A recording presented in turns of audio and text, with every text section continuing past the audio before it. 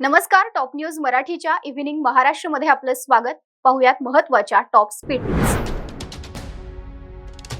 देशमुख हत्या प्रकरणातील आरोपींची मालमत्ता जप्त. मुख्य आरोपी वाल्मिक कराडच्या मालमत्तेवर जप्ती. जप्तीत इतर आरोपी सहकाऱ्यांच्याही मालमत्तेचा समावेश.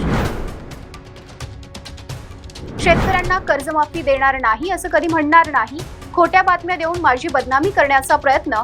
कर्जमाफीच्या वक्तव्यावर अजित पवारांचं स्पष्टीकरण. इंस्टाग्रामवर प्रसिद्ध होण्यासाठी एकाची स्टंटबाजी.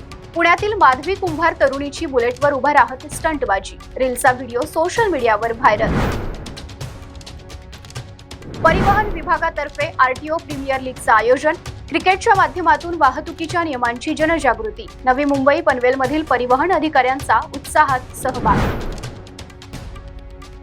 बीडमध्ये क्रीडा मंत्री दत्तात्रय भरणे यांच्या हस्ते होणार ध्वजारोहण. उद्या भारताचा 76वा प्रजासत्ताक दिन. बीडच्या पोलीस मुख्यालयावर भरणे करणार ध्वजारोहण.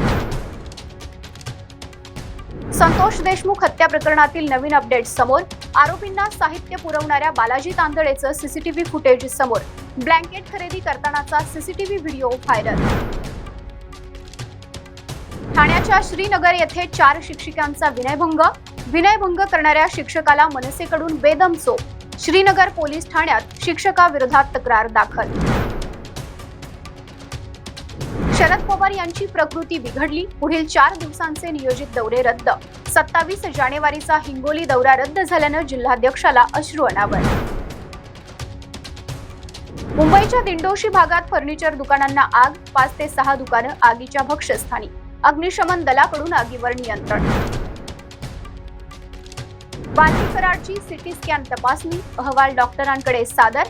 पोटदुखीवर उपचार सुरू.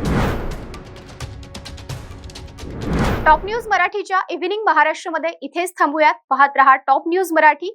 आपला महाराष्ट्र, आपली बातमी.